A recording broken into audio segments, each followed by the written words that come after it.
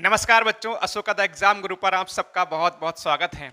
आप सभी को जानकारी है यूपी कांस्टेबल 2023 यूपी कांस्टेबल के इतिहास की सबसे बड़ी भर्ती होने जा रही है। 52,699 पदों पर यह भर्ती होनी है। आप सब बच्चे इस बात को भी जानते हैं कि आपकी जो भर्ती होती है, परीक्षा होती है, परीक्षा आपके 300 नंबरों की होती है। 300 नंबरों के अंदर आपके रीजनिंग का जो नंबर रहता है, वेटेज रहता है, वो 50 से 55 क्वेश्चन का रहता है। और इसमें अगर 55 क्वेश्चन हम लोग मानकर चलें तो उसके हिसाब से सीधे सीधे आपके 110 नंबर रीजनिंग सब्जेक्ट से पूछे जा रहे होते हैं। बच्चों, जब हम क्लास में पढ़ा रहे होते हैं, चाहे ऑनलाइन या फिर ऑफलाइन, तो बच्चों के मन में कई सारे प्रश्न इस बात को लेकर रहते हैं कि रीजनिंग की तैयारी किस तरह से की जाए, रीजनिंग में कैसे करके सर पूरे के पूरे नंबर लाए जाएं। क्योंकि बेटा रीजनिंग ऐसा सब्जेक्ट है जिसमें पूरे के पूरे नंबर भी लाए जा सकते हैं। जिस प्रकार से मैथ में पूरे नंबर लाए जा सकते हैं, उसी प्रकार से रीजनिंग में भी पूरे नंबर लाए जा सकते हैं। लेकिन जब बच्चों से पूछा जा रहा होता है कि आपके रीजनिंग सब्जेक्ट कैसा है, तो बच्चे अक्सर बोल रहे होते हैं सर हमारा रीजनिंग सब्जेक्ट ठीक है, कोई दिक्कत नहीं है। लेकिन बच्चों से अगर प्रश्न पूछा जाता है कि बेटा आपके रीजनिंग में मॉक टेस्ट में कितने स्कोर आ रहा है, तो बच्चों का अक्सर जवाब हो रहा होता है कि सर 55 क्वेश्चन में से हम वही 30-35 क्वेश्चन कर पा रहे हैं। तो आपको इस बात को समझना होगा बच्चों कि अगर आपके रीजनिंग में 55 क्वेश्चन के आसपास क्वेश्चन बनते हैं और उसमें से आप केवल 30-35 क्वेश्चन ही लगा पा रहे हो या फिर 40 क्वेश्चन भी लगा पा रहे हो, इसका मतलब बच्चों ये है कि आपको अभी रीजनिंग में बहुत अधिक इंप्रूवमेंट करने की आवश्यकता है। क्योंकि बच्चों अगर रीजनिंग में आपके 55 में से 48-50 क्वेश्चन मिनिमम ठीक नहीं होंगे, करेक्ट नहीं होंगे, है ना, तब तक आपका सिलेक्शन होना पॉसिबल नहीं होगा, आपकी सिलेक्शन में दिक्कत आएगी। क्योंकि बच्चों आपको समझना पड़ेगा कि 150 प्रश्नों में से आपके लगभग 50-55 प्रश्न रीजनिंग से आ रहे हैं, यानी 1/3 पोर्शन रीजनिंग को कवर कर रहा है ना, रीजनिंग कवर कर रहा है। इसका मतलब रीजनिंग का वेटेज सबसे ज्यादा है। तो इसका मतलब हमें रीजनिंग पर फोकस करने की बच्चों आवश्यकता होगी। छोटी सी वीडियो है बेटा, इस वीडियो को लास्ट तक जरूर देखिएगा। अगर पसंद आए तो जरूर आप सब बच्चे इस चैनल को सब्सक्राइब कर लीजिएगा। तो इस वीडियो में हम क्या जानेंगे, रीजनिंग की तैयारी कैसे करी जाए, कैसे करके पूरे नंबर लाए जाएं।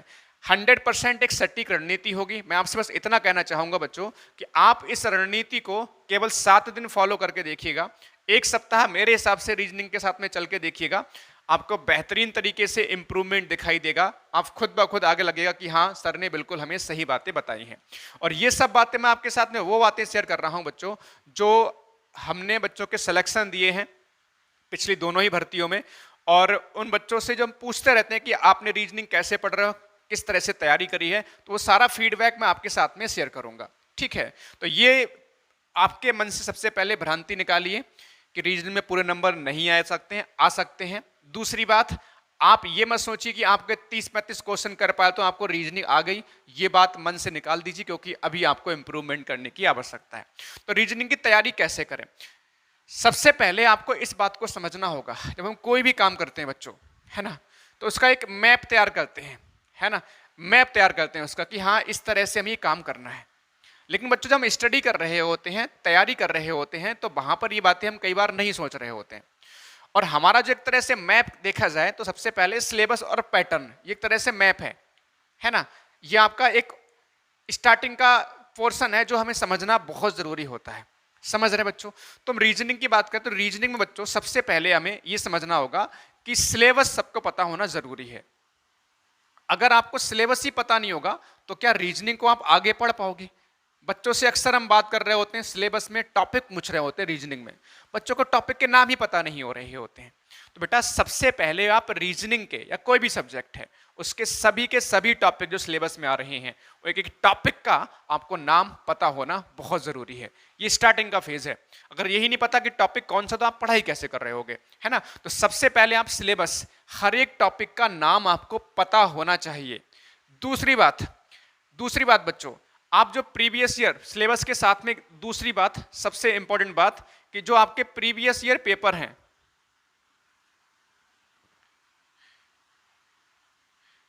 प्रीवियस ईयर के जो पेपर हैं बच्चों, वो आप देखो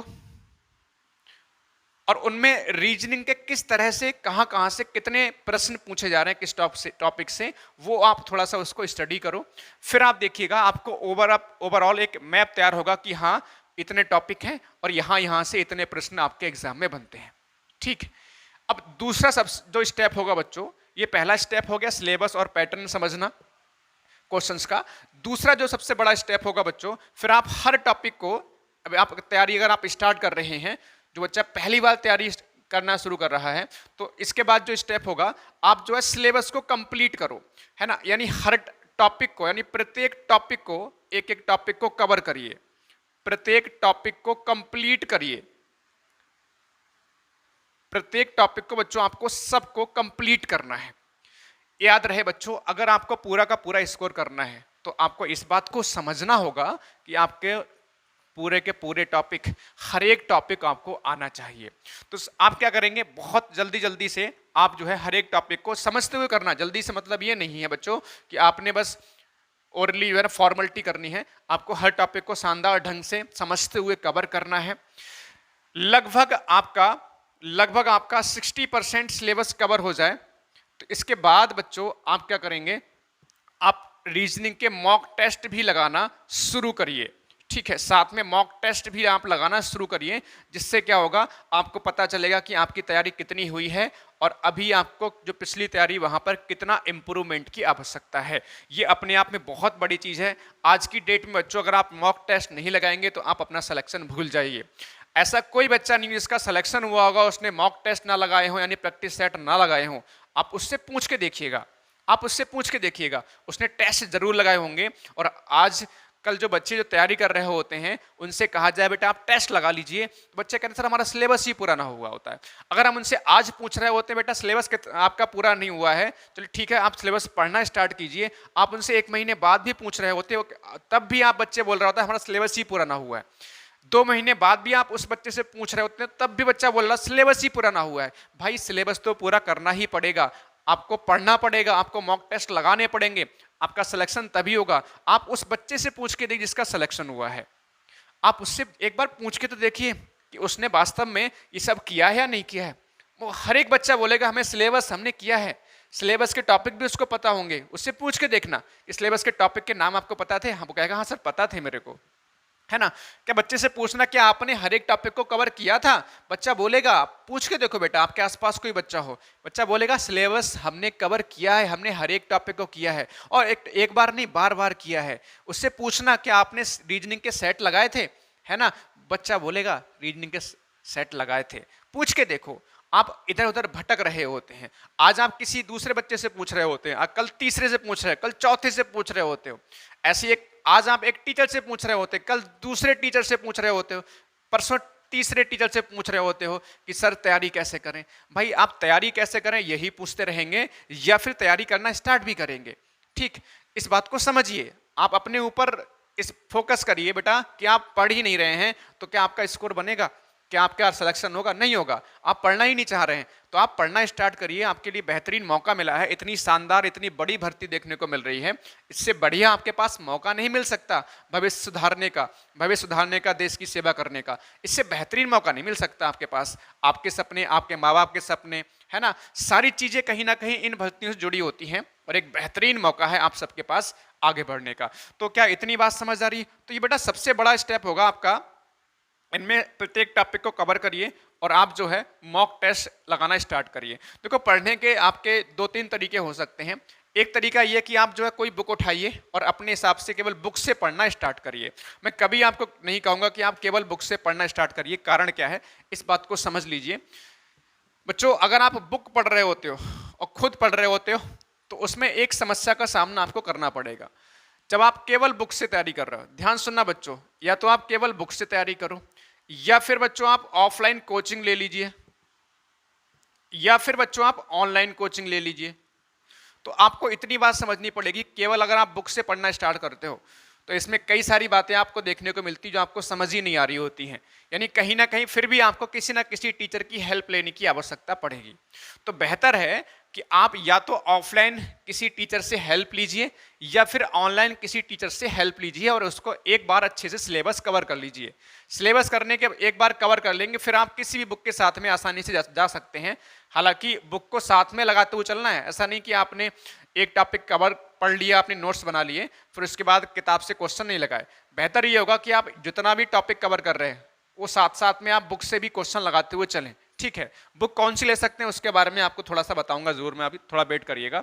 तो आप या तो ऑफलाइन कोचिंग लीजिए या फिर ऑनलाइन कोचिंग लीजिए। बेटा रीजनिंग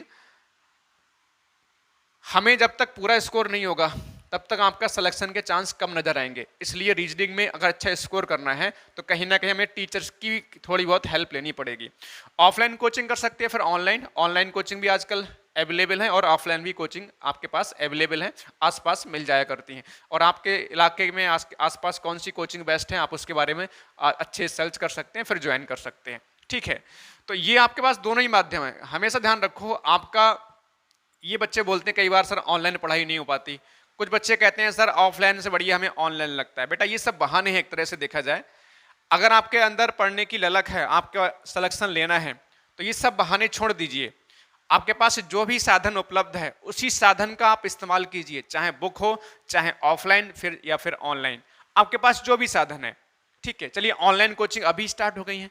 आपने देखा होगा पहले तो ऑफलाइन कोचिंगें हुआ करती थी केवल, तो बच्चे ऑफलाइन से सिलेक्शन लिया करते थे और कोचिंग से पहले केवल बच्चे किताबों को पढ़कर सिलेक्शन ले लिया करते थे। तो ये सब बहाने हैं अलग अलग तरह के कि हमारे पास सुविधाएं नहीं है, हमारे पास गांव में नेटवर्क नहीं आता, ये सब बहाने हैं अलग तरह के। आपको ये समझना होगा कि आपका तैयारी के करने के तरीके ढूंढने पड़ेंगे, तरीकों पे काम करना होगा, तब जाके आपका सिलेक्शन होगा, है ना। ये सब बहाने छोड़िए कि हमारे पास ये नहीं है वो नहीं है, उसके पास ये था इसलिए सिलेक्शन हो गया। हम अक्सर बोल रहे होते हैं कि जिसका सिलेक्शन हो जाता है, बोले उसके घर वाले काम नहीं कराते थे, उसका सिलेक्शन इसलिए हो गया। ये सब बहाने हैं आपके पास। आपके पास भी 24 घंटे हैं, दूसरे के पास भी 24 घंटे होते हैं, है ना। कई बार बच्चे बोल रहे होते हैं हम गरीब परिवार से, हमें खेती करनी होती है, घर परिवार देखना होता है, उससे कुछ करना, जिसका सिलेक्शन हुआ आपके पड़ोस में उसे कुछ करना ही नहीं होता था। बेटा आपको समझना होगा आप जिस परिस्थिति से जूझ रहे हो, इसी परिस्थिति को चेंज करने के लिए ही तो आपके लिए मौका मिल रहा है और आप अलग अलग तरह के बहाने ढूंढ रहे हो इस दौरान। तो बहानों से बचो। जब तक बहानों से नहीं बचोगे आपको समझना पड़ेगा कि कैसे करके हमें तैयारी के अलग अलग तरीके ढूंढने हैं, आपको कैसे करके तैयारी अच्छी करी जाए, इस पे काम करिए, ना कि बहाने ढूंढिए। जब तक आप बहाने पर काम करते रहोगे आप सफल नहीं हो सकते। बहानों से निकलिए और आप आगे बढ़िए। चलिए, तो आपके पास हर साधन उपलब्ध है। अब आप ये नहीं कह सकते कि हमारे पास साधन उपलब्ध नहीं है, अच्छे टीचरों की कमी है। बहुत बहुत अच्छे टीचर हैं, ठीक है, वहां से आप हेल्प ले सकते हैं। तो बहुत सिंपल सा अप्रोच है बेटा। आप जो है एक बार सिलेबस को कवर कर लीजिए, मॉक टेस्ट लगाइए और बेटा जितनी प्रैक्टिस कर सकते हो, जितनी प्रैक्टिस कर सकते हो क्वेश्चंस की। बेटा रीजनिंग आपका और मैथ ये दोनों प्रैक्टिस बेस्ड हैं। अगर आप 8-10 दिन प्रैक्टिस बंद कर देंगे आपका सब कुछ भूलते हुए नजर आ रहे होंगे। बच्चों आप देखिए, इस बात को समझिए।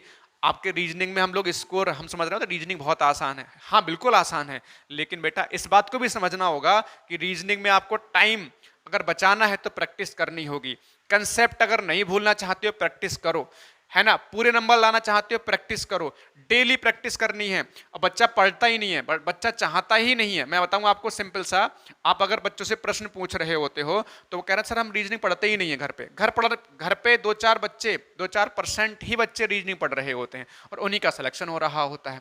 बाद में फिर आप कह रहे होते हो, अलग अलग तरह के बहाने मार रहे होते हो कि सर ऐसा था इसलिए ऐसा था इसलिए सिलेक्शन हो गया। तो आपको समझना होगा बच्चों कि जब आपको सिलेक्शन लेना है तो आपको प्रैक्टिस करनी ही होगी। बहुत सिंपल सा फंडा है, इधर उधर घुमा फिरा के बात ना करो। सिंपल सा फंडा है, हर टॉपिक को कवर करो, सिलेबस देखो, हर टॉपिक को कवर करो। तीसरा स्टेप प्रैक्टिस करो, प्रैक्टिस करो, प्रैक्टिस करो, डेली प्रैक्टिस करो। और इसके अलावा कोई तरीका नहीं है। आप हजारों वीडियो आपको यूट्यूब पर पढ़ी हुई मिल जाएंगी, आपको अलग अलग तरह की बातें भी मिल जाएंगी, लेकिन इसके अलावा और कोई तरीका नहीं है, आपको पढ़ना ही पड़ेगा। ठीक है, इसके अलावा आप हमारे साथ भी क्लास में जुड़ सकते हैं। रात को 8 बजे आपकी क्लास होती है ना, रात को 8 बजे लाइव क्लास होती है। आप हमारे साथ भी जुड़ सकते हो। तो आप हमसे भी रीजनिंग पढ़ना चाहो या मैथ पढ़ना चाहो, वो आप क्लास वहां से कवर कर सकते हो। हमने भी आपका रीजनिंग की तैयारी कराना स्टार्ट किया है। तो बच्चों उम्मीद है कि आपको ये वीडियो हेल्प करेगी, तैयारी में 4 चांद लगाएगी। अपनी तैयारी को आज ही स्टार्ट करिए, सिलेक्शन लेना है तो, अदरवाइज आप फिर कोई दिक्कत ही नहीं है ना बच्चों। तैयारी करिए, स्टार्ट करिए, बेहतरीन मौका है आपको जीवन सुधारने का, देश सेवा करने का, है ना, घर परिवार की परिस्थिति को सुधारने का आपके पास बेहतरीन मौका है। इससे शानदार मौका आपके जीवन में फिर कभी नजर नहीं आ रहा होगा। तो बच्चों उम्मीद है ये वीडियो आपको हेल्प करेगी, मोटिवेट करेगी, कैसे तैयारी करें, रीजनिंग को कैसे फोकस करें, उस पर भी आपको चीज़ें समझ में आई होंगी। तो सब बच्चों का बहुत बहुत धन्यवाद। जय हिंद, जय भारत, वंदे मातरम।